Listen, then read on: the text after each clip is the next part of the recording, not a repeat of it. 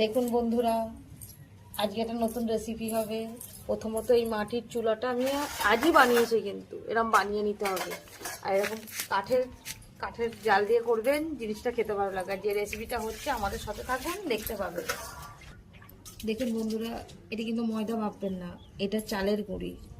ঠিক আছে, এক বাটি নিয়ে নিলাম। আমাদের বাড়িতে যতটা মেম্বার আছে সেরকম করবেন। আমাদের বাড়ির মেম্বার বেশি, আমি আর এক বাটি নিয়ে নিলাম। না, হ্যাঁ, আর একটু নিলাম, কেন এটা বাসি খেতে বেশি ভালো লাগে। এবার নুন দিয়ে দিলাম পরিমাণ অনুযায়ী। নুনটা দিয়ে এরকমভাবে নাড়িয়ে নাড়িয়ে মিক্স করে নেবেন। তারপর এই যে জল, এই গরম জলটা আমি আলাদাভাবে করে রেখে দিয়েছি। এরকম, এই দেখুন আমি হাতটা দিতে পারছি, এরকম গরম জল করবেন, অনেকটা করার দরকার নেই। এবার আমি গরম জলটা অল্প অল্প দিচ্ছি, অল্প দিয়ে আগেটা মাখিয়ে নেবেন। তারপর আবার জল লাগলে দিতে পারেন। আমার এতে জল লাগবে, আমি এতে জল অ্যাড করব।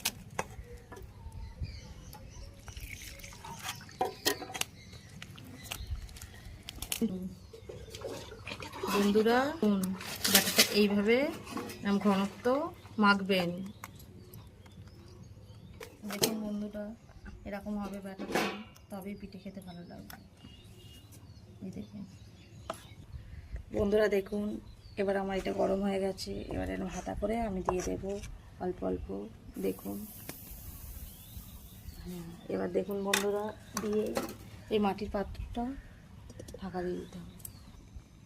মোটামুটি 3-4 মিনিট টাইম লাগবে, তবে হয়ে যাবে। বন্ধুরা দেখুন, 3-4 মিনিট পর ফিরে এলাম। দেখুন বন্ধুরা, পিঠেটা কি সুন্দর হয়েছে। এই দেখুন কি সুন্দর উঠে গেল। আর পিঠে বানাতে গেলে এরকম মাটির পাত্র লাগবে, তবেই পিঠে খেতে ভালো লাগবে।